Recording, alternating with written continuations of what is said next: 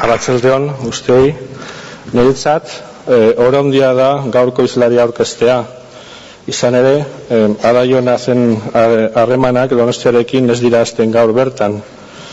Baizik eta oker ez banago, gaurko bizita hirugarrena da. Joan den urtean, 2 aldiz etorri zen Yonath irakaslea Donostiara, lehenengoa Darwini buruzko kongresu batean parte hartzera, eta bigarrena antibiotikoi buruz beste kongresu batera, hau gure sailak Jesus Maria Izpura irakasleak batez ere antolatutakoa.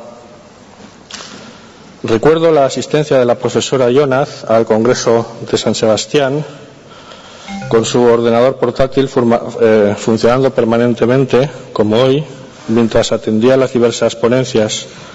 Hizo una exposición espectacular, deslumbrante, acerca del efecto de los antibióticos sobre la actividad de los ribosomas, y tras presentar su ponencia se quedó para intercambiar impresiones con otros investigadores, muchos de ellos jóvenes doctorandos.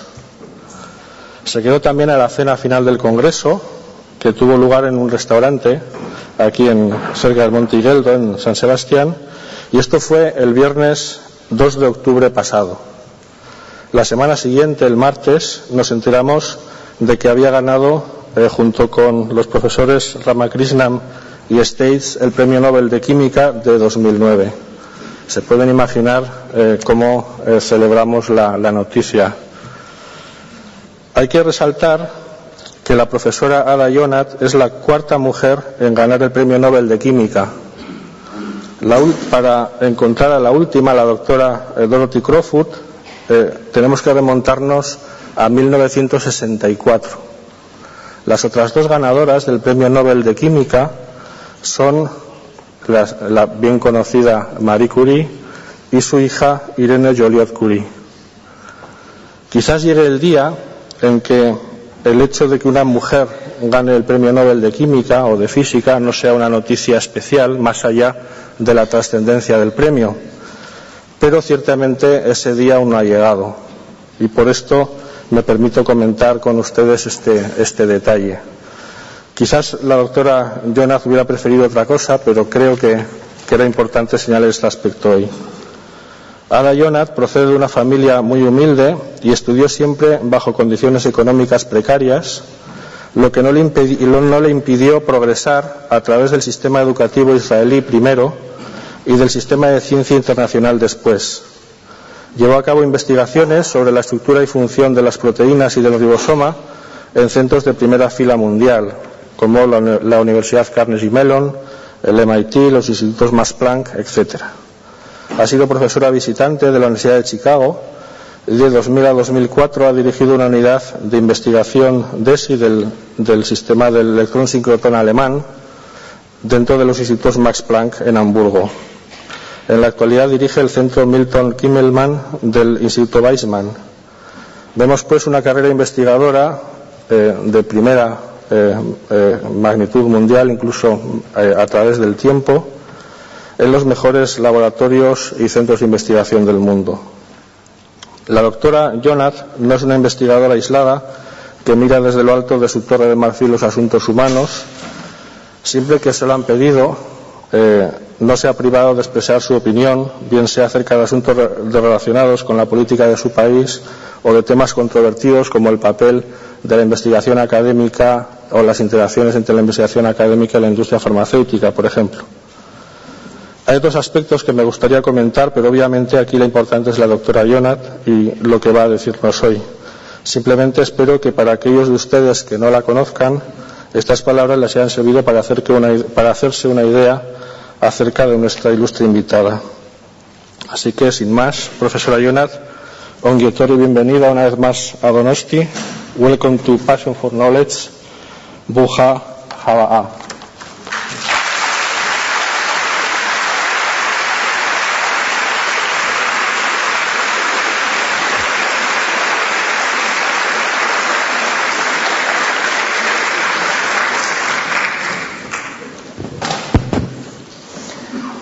Casco, and thank you. If I knew that my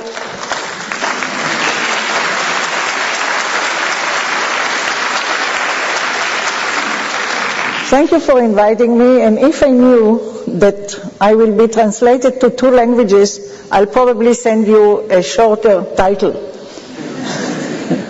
Thank you for all your work for that. So what I want to tell you today is about ribosomes and about what we studied from ribosomes. But first I want to answer a question that everybody asks me. What is new in my life? Because exactly a year ago, exactly by the day, I was here in San Sebastian in a meeting about medicinal chemistry, and I talked about the same thing, and no reporter wanted to look at me. The other thing that changed in my life are flowers. In the first few days after the announcement of the prize, my office, my home, the whole building became full of flowers, so some of them I'm sharing with you now. And thank you for looking at them at least. So, proteins. What are proteins? I'm sure that there are here enough students that know it, but for myself and the general crowd, proteins are the cell workers that perform almost everything that living cells need for their life. In higher animals, proteins are also working in bacteria, but in higher animals you have here some examples. For instance, let's start with transport proteins. Transport proteins, the one that everybody knows about is hemoglobin. It transports the oxygen from the lung to the muscle. Or enzymes. These are those that digest the food. There are sensory proteins, there are structural proteins, skin and hair and so on, and regulatory proteins. These are responsible for almost everything a cell needs in order to live. What are they actually? So first of all, what I want to say, and yesterday I had a nice encounter of students, and one of them asked me, you worked out the structure of ribosome. Why? So I answered structure is function. Actually, the function is determined by the structure. It's correct for every cell component, not only the ribosome. Actually, it's correct for every protein. So let's think that these are our proteins. 2 paper, how you call it, pins, okay? They know what is their function. The same compounds or the same entities were deformed a little bit by my fingers. They are now here and here. These are exactly the same. I didn't change anything in their chemistry. I didn't change anything in their length, overall length and so on. But those are no good. They can't do the function. Those can, just because they are folded correctly. So proteins and ribosomes and everything in the cell can make what it needs to make when it is folded correctly. So how are the proteins built? There are 20 different types of amino acids. All of them have the same skeleton, but each of them has a different, each of the 20 types have a different side chain. Sometimes the side chains are workers, sometimes they have some other chemical properties important for the fold. They come together the way they are drawn here like Lego. So now they are a chain. There, of course, are longer chains than what I drew here, and in some of them there are what we call biological tools. They cannot perform what they have to do when they are long chains. This is the same chain but longer. They can do only when they are folded together and there is an active site. An active site is, in this case, here. They have to fold this way so they can do what they need, what activity is. Here is a way that biologists and crystallographers and chemists like to draw a protein. So it starts, the chain starts here, and it folds like a helix, like a chain, whatever. The active site is here. Here we look only on the main chain. Let's look now on a whole protein or part of it. So this particular protein that is made of many, many atoms, folded like here, but here that also the side chains are shown, has an active site that works like a key and a lock. The substrate that it will work on will be exactly like a key and a lock. It should be fitting exactly. For instance, this is a protein, and this is its active site. Now, for those that want to know from which atoms proteins are being made, the color code is here, but that's not the most important thing right now. The most important thing is that here, everything will happen here, and this whole complicated structure is what we call correct fold. We'll talk how it is achieved in a minute. Here is what happens to this protein when it has a substrate. You see, this is the same you saw earlier, but now with a substrate, and it will chop it here. This is a chopper. This is an enzyme that cuts. DNA is a string of instructions that called genes. The fold of each protein, which is carefully designed to facilitate the protein's function, is dictated by the sequence of the genes that code for it. So each gene has the instructions, what will be the sequence, and the sequence is determining what will be the fold. Actually, what happens is DNA is a double helix. I think you all know what is DNA now. When I was a high school kid, it just came up. But now it's all known, a double helix. The instructions are here inside, very well preserved. They cannot interact with the world. And DNA has another property that it can pack very, very, very, very densely. It is then being transcribed to a chain that is very similar to it. It's called messenger RNA. That has the property that can live like a single chain, not a double, but a single. And this can be translated by the ribosome to proteins. So all the instructions here are first transcribed to here, to messenger, and then these instructions are the basis for proteins. Just want to tell you that the transcription that is here, just a little box, a little yellow box, is a very complicated process, and Professor Roger Kornberg from Stanford got for it the Nobel Prize about 6 years ago. Okay? So what happens then? The messenger comes to the ribosome, and we think that the ribosome is a factory, or we can describe it as a factory. Here is the factory, the ribosome. It gets the messenger, like a string of instructions that are being read, and the building blocks of the proteins, what you saw earlier, the amino acids, are being brought by these tracks that looks very similar. All the tracks are called tRNA, another molecule. These building blocks, each of them here is drawn by a different color, just that you see the difference, but it's at the moment not so significant what the color is. The instructions are read, the building blocks are being brought, protein is being made by putting one amino acid, one building block after the other with a chemical bond between them, so we can get at the end a string.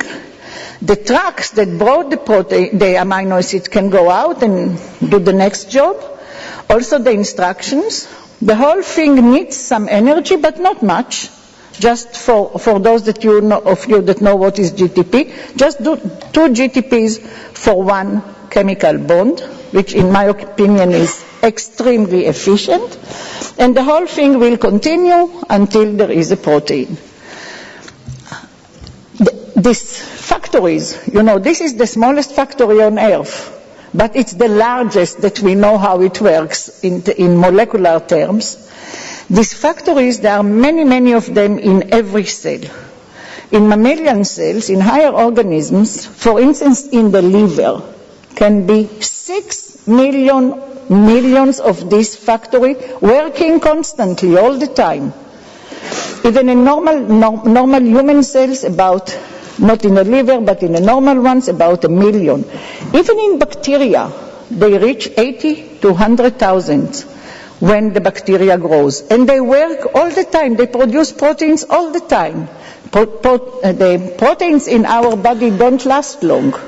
They last a few days. You know what you have today inside you or me inside me is not what we had last week. It's being made again and again and again, more and more and more, including the ribosome itself. They act continuously, and they can form over 15 bonds in 1 second. They hardly make mistakes. You heard in this conference earlier about fidelity and accuracy, 1 in 1 million.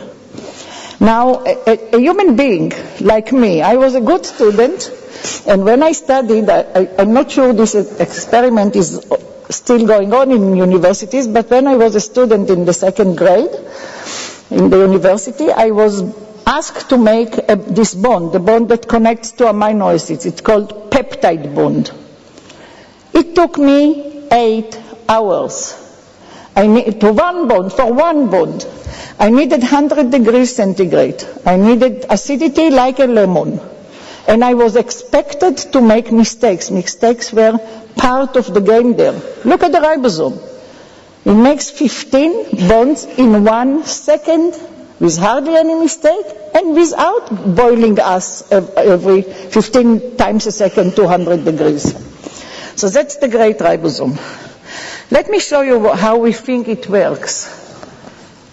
And this movie that you will see now, it starts, was made by art students according to our and other people results. Here is the messenger with the instruction, meets the ribosome. It has a small subunit, and it took it first. Here are some factors, I'll come back to it, that initiate it. The first track is being brought by another initiation factor, and now we have initiation complex. The large subunit can come and make changes, make bridges, so they will see themselves very well.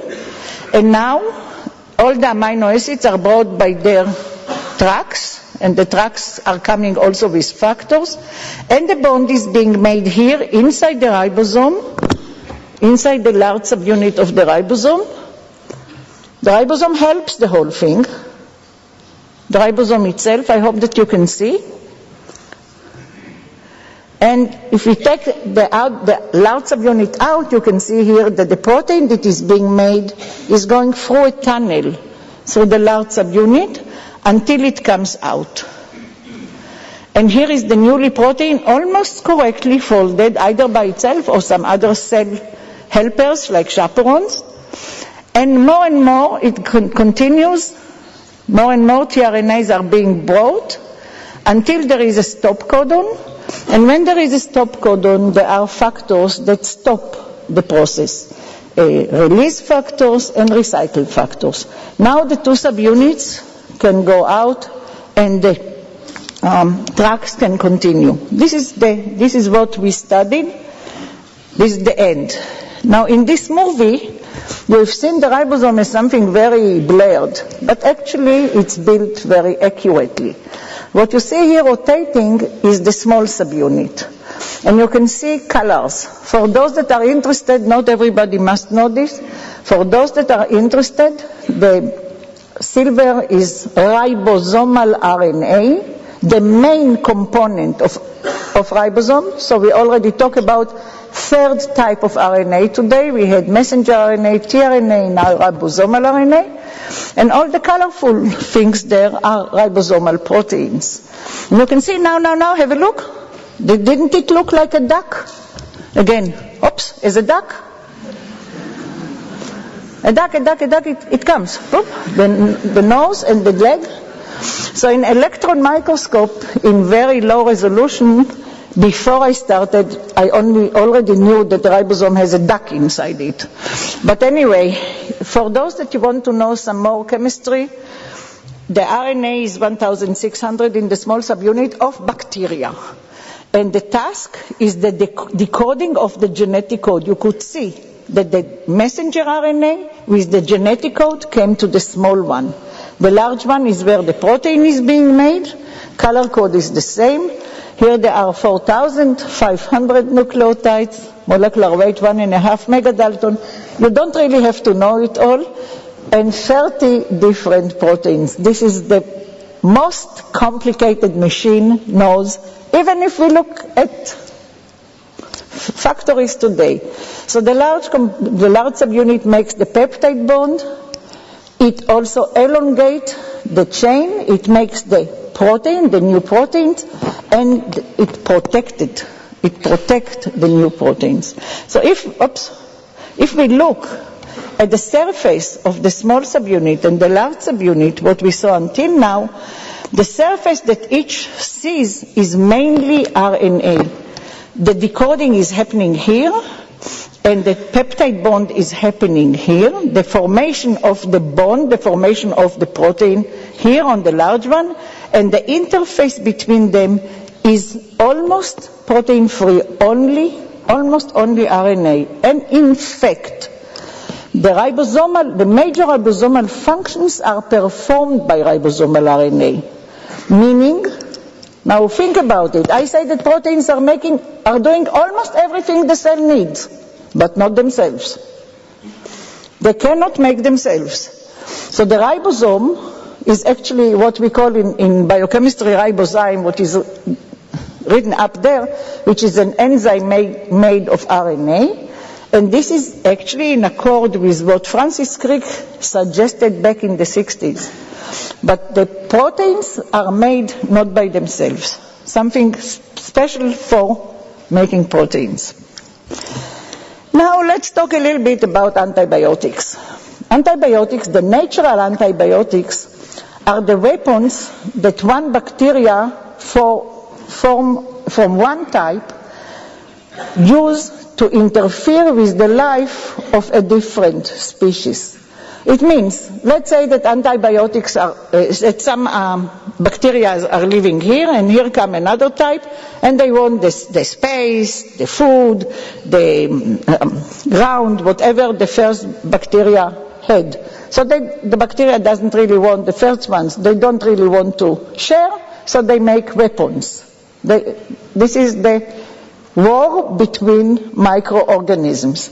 And antibiotics is what one bacteria uses against another type.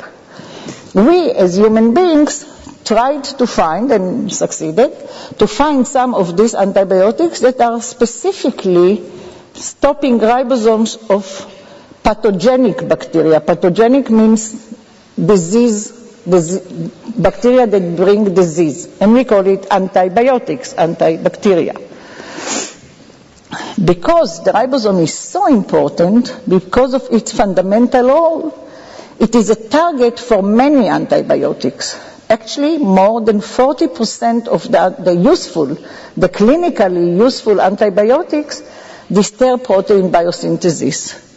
Because without ribosomes, there will not be life, there will not be proteins, cells cannot live. So this is the way antibiotics work. And we think that we have enough reason to compare between antibiotics and ribosomes, like between David and Goliath. Here is David, this little one. He had a little stone, and he had to kill this huge Goliath. If he aimed the stone to this part of Goliath, it won't do anything because it was fully protected. So he looked for a place which is not protected, it's available, but also very important. For instance, if he would hit him here or here, Goliath will have a wound. But he hit him here, and this is a point that carries life for Goliath, therefore he could kill him. And that's more or less what happens. The bacterial ribosomes that we would want to kill have a molecular weight, and I don't want to explain what it is, but in relative numbers of 2.5 million Daltons. This is the unit. Bacteria are 600, 900. Antibiotics are 600, 900. They are very, very small, and still they can kill this big thing. How do they do this? So it was known when we started our work that antibiotics can kill bacteria, but not how. And in a minute we will talk about problems with this. So first you can see here 3 types of antibiotics that are clinically useful. They are killing bacteria by paralyzing the ribosome. The 3 of them are here in the most important parts for function of the ribosome. What you see here rotating is the large ribosomal subunit. The backbone is still, the RNA is still bluish, grayish, and the proteins, all of them are green. But antibiotics, there are 3 types: chloramphenicol, clindamycin, and erythromycin, and they are all either where the protein is being made, where the bonds are being made, or in the tunnel through which the protein goes. So let's look at it in a little bit more detail. This is the tunnel, part of the tunnel. You can see here the large subunit with the 2 tracks, the 2 tRNAs, peptide bond, the bond is being made here, and the protein will go out through the tunnel. So we zoomed up this part, and this is a newly born protein. You see that the tunnel is in some places very wide, in other places very narrow, but it all provides the path for the newly born protein. The very narrow part is where the antibiotics bind themselves. It means the bacteria were so clever, not only they make the weapon, they made a weapon that could bind to the smallest constriction. Really very, very efficient. Let's look at it again a little bit better. Here is where protein is being made. This is a section through the large subunit, like an apple. This will be the tunnel through which the protein will go out if it's not blocked by an antibiotic, and I will talk a little bit about erythromycin. Erythromycin, probably known by all of you, and it's also the mother of a family called macrolides. This family now has children and grandchildren and so on, but we will talk about all of them from the point of view of how they block the tunnel. All block the tunnel. If we look into the tunnel from top, this is what you see here. The tunnel is inside, in here. The ribosome here is in green, and we look into it, through it. Here is erythromycin blocking it. So the newly born protein cannot go. It is being stopped. Let's look at it even in more detail. So we now look at the tunnel entrance and only on the ribosomal RNA, because this is where the antibiotic binds, macrolides bind, erythromycin. So this is the entrance from top. I will zoom it up. And this is the way erythromycin binds. Very nicely. We know now every one of these interactions. Every one we know on the molecular level from our studies. Now the companies wanted to make better antibiotics because of many reasons. Here the reason was erythromycin itself is not very stable in the stomach. And there are many problems in the stomach. We want to get rid of them, so they try to modify it. And the modification is here. This is one of the modifications. It made erythromycin more stable in the stomach, but also more taking the little space that was left. They also made roxithromycin. This is the addition of this one. And here you see that there are 2 new anchors, 2 new contacts that the new antibiotic erythromycin makes with the ribosome. And we think that this explains something very important in dosing.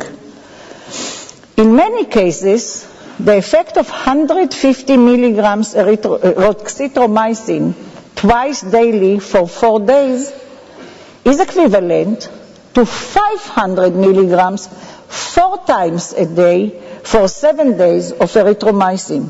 How can one understand this? Maybe because roxithromycin binds stronger since it has more anchors, and this will be the first time that there is explanation in structural terms for dosing, for how much should be the dose. Now, how do antibiotics work? I said it in the beginning. They bind to important places, functional sites. But the ribosomal functional sites are highly conserved. I didn't talk about it at all. Ribosomes are totally universal. Each ribosome will translate any code, any gene, human, in bacteria, in test tube, whatever. And the functional sites are highly, highly conserved. It means they are very similar between bacteria and human. And we want to kill only the bacteria, not the patient. If we use bacteria that don't know to differentiate between the pathogen and the patient, the pathogen will die and the patient will die healthy. And we don't want this. We want that only the bacteria dies. So we look for antibiotics that know to differentiate between the pathogen and the patient by subtle differences. I want to show you one. So this is the wall of the tunnel, the gray. These are all types of antibiotics inside. I don't want to talk about details. All types of macrolides and their daughters and granddaughters all bind to one specific position that is called A, adenine for chemists, and its running number in the chain is 2058. This one is A in bacteria, in all pathogens, but G, guanine for chemists in us. So I will show you one formula, chemical formula. This is A, and this is erythromycin, and these contacts are very, very good. Now pay attention to this place. Oops. Ladies and gentlemen, this is the only difference between bacteria and yourself in here, in this point. And this is almost 1/100,000 of the whole ribosome. So this is bacteria, this is us, and this. Because this contact is negative, it's rejection, this will not bind. So this is a difference, a very important difference, not enough, but very important. Now we talked about differentiation, we didn't talk about resistance. You know that resistance to antibiotic is a very, very, very serious problem in modern medicine. When antibiotics were found in the middle of last century, everybody thought, no infectious disease anymore. There is even an article saying, don't even look at books of infectious diseases, everything is solved. Well, life is not so simple, because the bacteria, the infectious bacteria, the pathogens, they also want to live. They acquire resistance. And how do they acquire resistance? Now we know they modify the anchors. These anchors that we looked at, they modify. So if we talk about the same what I showed you earlier, but from the other side, here is 2058, adenine and erythromycin.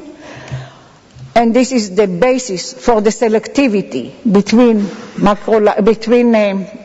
pathogens and patients.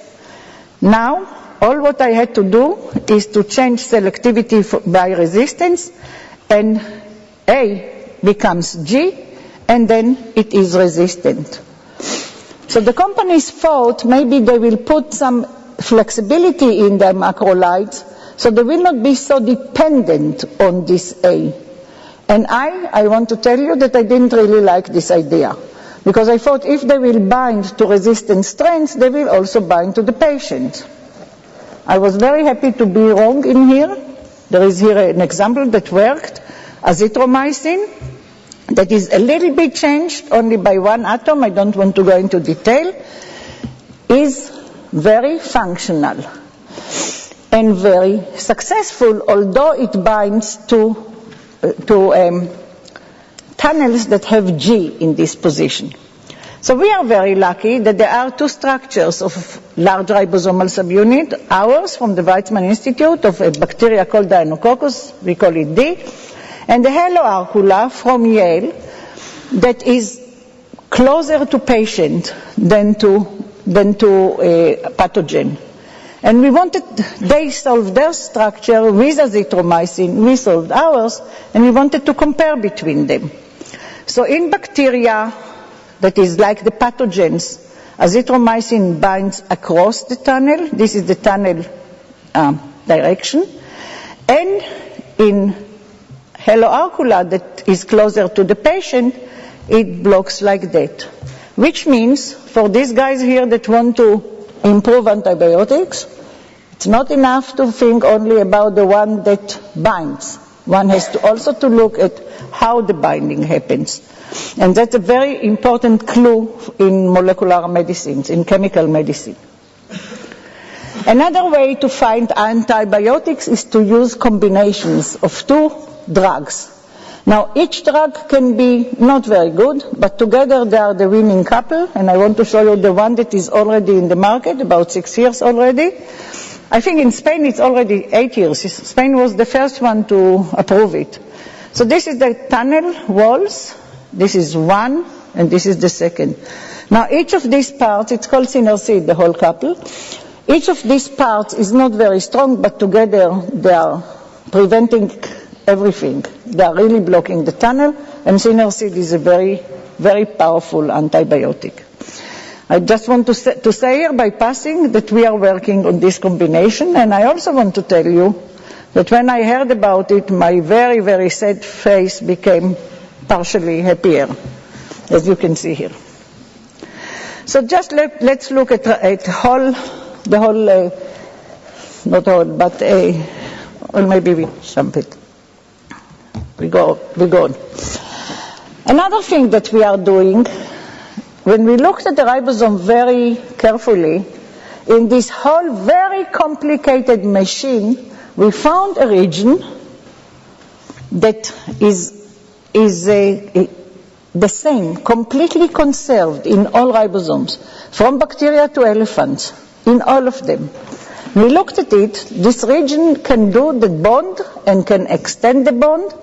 So we think that we identified within the ribosome the prebiotic translation apparatus, and that is still started before life and is still in the modern ribosome, and we are now trying to construct it. If I can explain a minute, we think that the first machine was an RNA machine, and it's still an RNA machine until now, and it could be even before proteins were there. So that's what we are doing today. Now, a few words about the method. You heard about light just before me. Light can go, while using lenses, can show us, or we can use lenses in order to see even insects. If one uses microscopes or even electron microscopes, one can see bacteria, one can see large proteins. But to see chemical bonds, that's what we wanted. Atom to atom distance. For this, please correct me if I'm wrong. As far as I know, there are no lenses. So we are using diffraction instead of transmission, and we are using X-rays that we can tune their energy to be in the wavelength that can show these distances.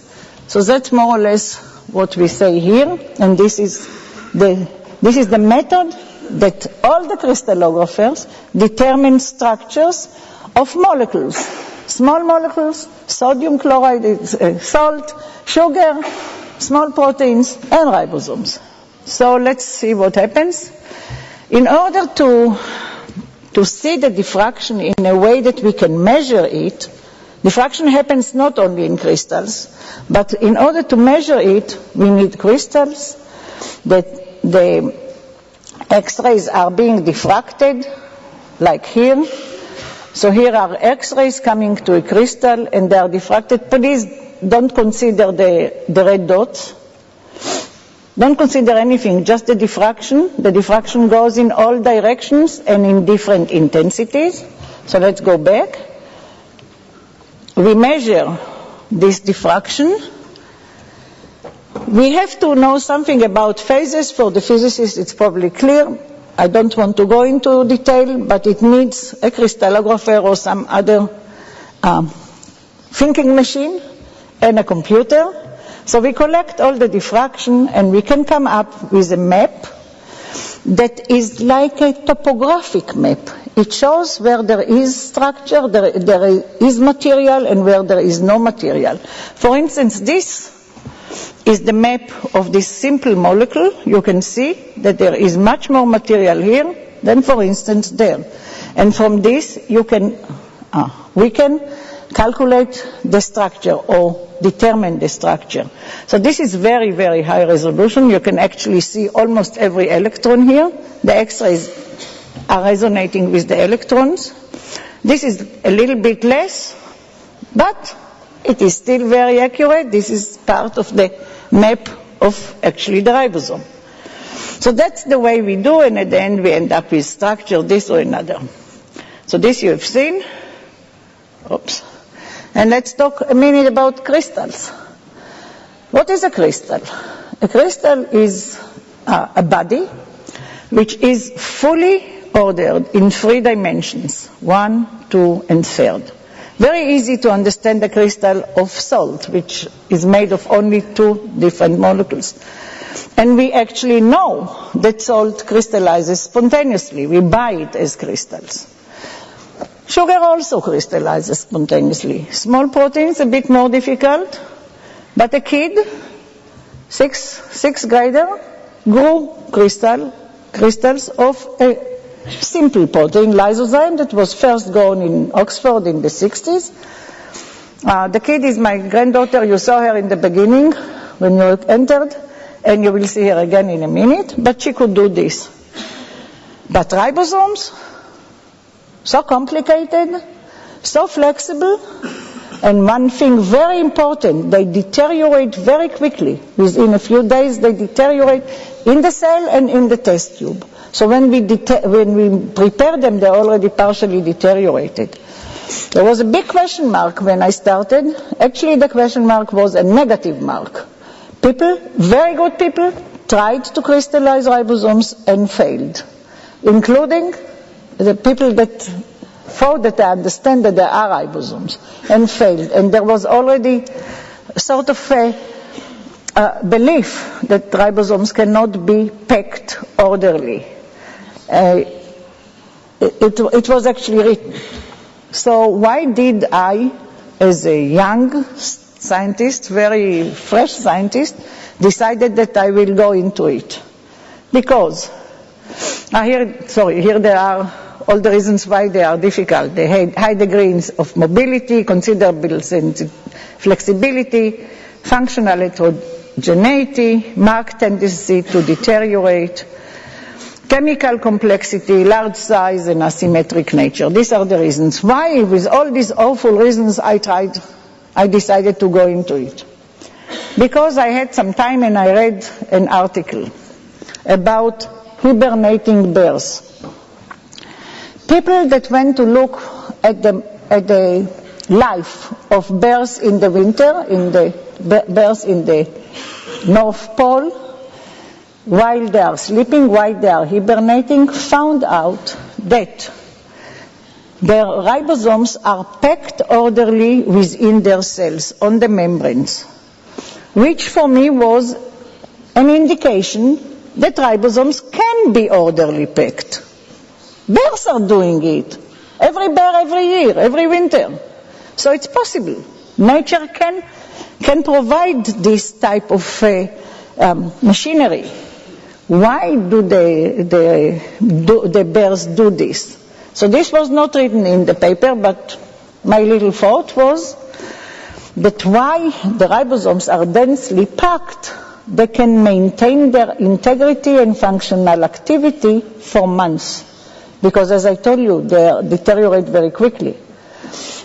So this is despite their natural tendency to deteriorate. So when the bears get up at the end of the winter and have to do all types of things they didn't have to do while they were sleeping, they need proteins to do this, and they need active ribosomes to make the proteins, to prepare the proteins.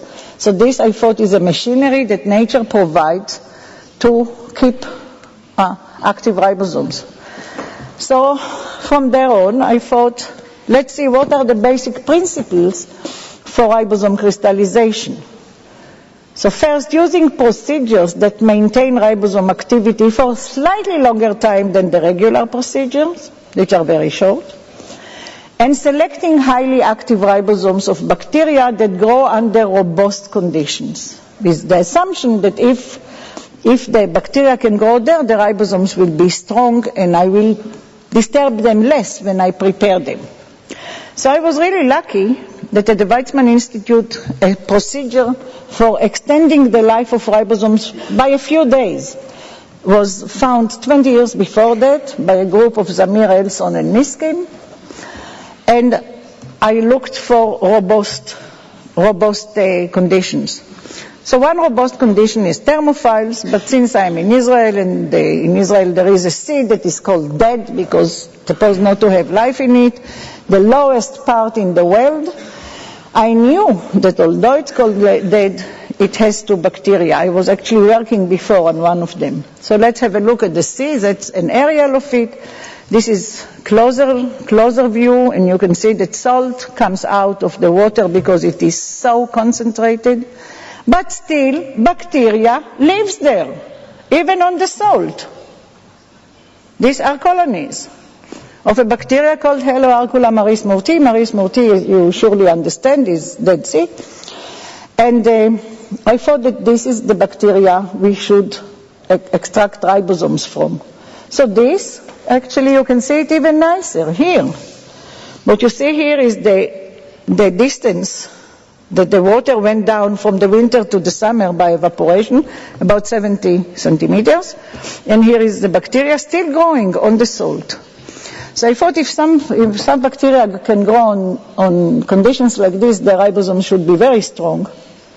This, and also thermophilic, those that grow at very high temperature, also radiophilics, those that can survive under very strong radiation. This will be the ribosomes to crystallize.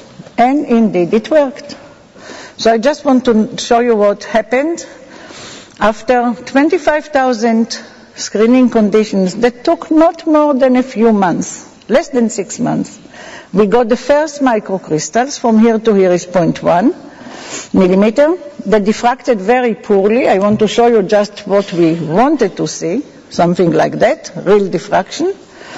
But the spacings that I could measure here were in good agreement with spacings that were published about 10 years earlier by Klug's group about ribosomes in solution. So I had a little clue that we are there and also at high resolution.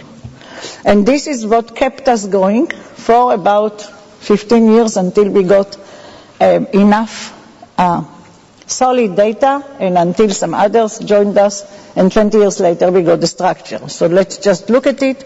We tried all types of things. What I want to show you is that we even tried to crystallize in space, because our crystals were in the beginning, now they are much larger than before, but very, very thin, even see-through crystals.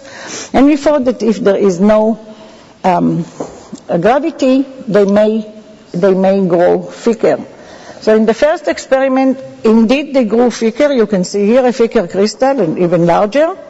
But because this mission, it was a Chinese mission back in the 80s, landed in the Gobi Desert, and the people carried the results in a jeep on their lap, the crystals, the only crystal we ever saw was broken. But at least we knew that it's possible. And later on we found other ways to get them larger.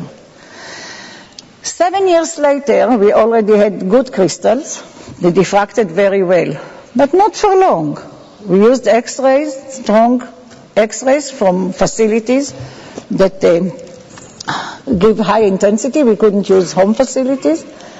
After exposure of less than a second, they didn't diffract. You see all this diffraction, the high resolution diffraction, the further you are from the distance, the higher the resolution is, disappeared. We didn't even have 1 promille of the data and the crystals died. Can you imagine a student that worked a few years to get crystals and then under his eyes disappeared? So this was a really difficult minute. This is like we climbed an Everest, we got to good crystals just to find out that there is another Everest higher than this that we have to climb. And we don't know exactly how. So I thought, why there is this very high decay? All tissues, all living tissues are damaged by X-rays. Ribosomes are the same. What is the damage? How does it occur? There are 2 steps. One, that the bonds that are having the tissue together or the crystals together are broken and produce free radicals. And then there is propagation of this process. Now I thought that I cannot help the initial damage. There is no way X-rays will not damage living tissues and make the free radicals. But I can attempt to minimize the energy for the propagation. And therefore, we found a way to flash cool the crystals and extend their lives almost internally. Almost, well, not forever, but for a long time, enough to collect data. Here is the experiment that we did for that with Hakon Hope in Stanford in 1986. You see my face? I don't look exactly cheerful. But within 1 day, we found that these cryotemperature experiments, the flash freezing, flash cooling to cryotemperature, it means about minus 190, was the way to go. And within 1 day, the whole world was calling us, although it was a weekend. They were calling us into the experiment. Within 4 months, the whole world adopted it. And look, we can get now very nice pictures, but not only us. The whole world, at least the whole structural biology world, and also structural genomics, and now system biology, they enjoy it. So until 87, this was the amount of structures that were determined by year. In 1987, we introduced biological cryocrystallography. In parallel, also a new method for phasing called MAD was introduced, and detectors started to become much better. But altogether, look what happens today. This is 2008. In 2010 now, it goes out of this table. So there are 80,000 structures instead of 2 or 3 a year. It's just unbelievable. And not only that there are so many structures, there are structures from crystals that are very, very difficult to work, and in the past were considered impossible. So, you see, I'm happier afterwards. This is 20 years later, in 2008, near the cooling machine in the synchrotron in Grenoble. So it really worked. So now I want to thank, oh God, I have an S there. Sorry. So I want to thank the Weizmann Institute that kept me going for a long time. Although we went step by step and the puzzle was wonderful, they let me do this all without having a structure. The NIH and the Max Planck Society, including the German Ministry of Funding, together with the Weizmann Institute Kimmelman Center, financed my dream. So maybe I should tell you, the first, I think 20 years, I was called the dreamer, the fantasionaire, the wishful thinker. the crazy, the fool, whatever. But they did, some of them financed part of it. The S should have been here, the members of my groups. I don't know how he jumped. I had two groups, one in Israel and one in Hamburg, a Max Planck group in Hamburg, just near the synchrotron that was functional when I started in Daisy.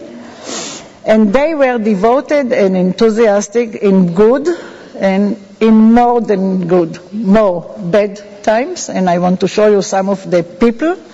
The beginning was with Professor Wittmann in Berlin, who was known to have the bunker of the ribosomes in the 70s. He died in 79, so he didn't really see. But he supported and provided the means and the biochemical materials from the beginning. Actually, this was a collaboration with him, and if you want afterwards, I can tell you stories about this. Fokker Erdmann gave us the first thermophiles, and Franceschi replaced Wittmann when he died. Francois Franceschi is Venezuelan. It means he speaks really good Spanish. This is the group of mine in Hamburg that went to the Dead Sea in order to look for more bacteria, but they ended up just swimming. The technicians were called angels because it was really difficult in the beginning. Sometimes for instance, we went to measure in Cornell, we filled up a US Air, and sometimes we had to clean the synchrotrons, as you see Marco is doing there. In the Weizmann Institute, I already told you they let me go. Michael Sella was the president that approved it. According to the advice he got from these three unbelievable individuals, Sir John Kendrew and Chris Anfinsen, both Nobel Prize winners that are not with us anymore. Sir John Kendrew determined the structure of hemoglobin, and Chris Anfinsen showed how the fold is happening, how proteins fold. Alex Rich, who is still alive at MIT and tried to crystallize ribosomes, although he felt he was very supportive, so I'm very thankful for them. And if you let me cite Michael Sella, after I got the prize, the Israeli parliament made a big celebration for me, and you know what he said there about me? Or about science, actually? What is science? Science needs wisdom and luck. And what does it mean, wisdom? To be wise, not to let the luck go away. To catch the luck. Hey. No, wait.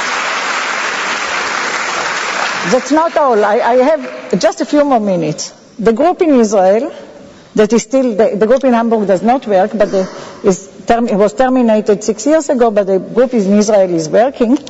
And that's more or less how it looked like a year or two ago. Dr. Anat Bashan is actually running it. She's doing the work, not me. And has been with us since she was a student. And I want just to highlight one person, or maybe two. Raz Zarivach. He could follow the RNA, the ribosomal RNA, 75% of it in half a year, just like he was born in the RNA world. And Tamar, who came to us 12 years ago for 10 weeks, meanwhile she has 3 children, but at the day I took this picture, she had a birthday. You see her, that she had a cake? If you want to see the details of the cake, you can see here. I'm sure it reminds you of something, but for us it shows that in my group, ribosomes are considered sweet. I also want to thank my family that supported me, although not always I was with them, but they were not only supporting, also demanding. I want to show you this.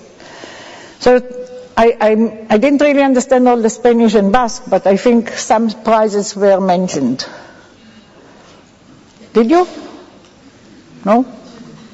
You did. You did not. But you surely didn't mention this prize.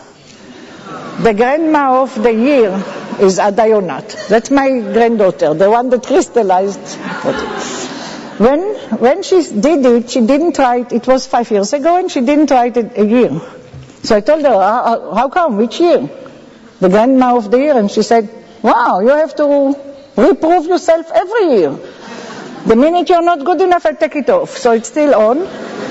It's still on so much that the Weizmann made this thing for me. You know, this is the Nobel medal, but this is the real thing. So the last thing that I want to show you is myself.